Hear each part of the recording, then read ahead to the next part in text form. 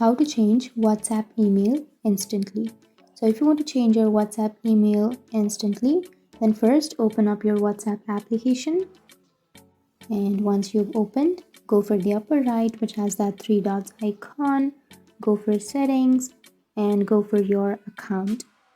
And under account, here you will have an option of email address. Tap on email address, and here if you have a saved email address, then you can go for the right side which has that pencil shaped icon. But if you don't have an email address, then you can add your email address. And once you've added, tap on the right side which has that pencil shaped icon, and from here you can change your email.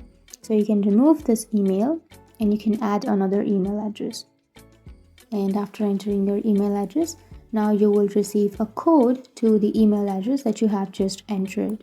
So open up your mail and you will have a code there. So you need to enter that code here.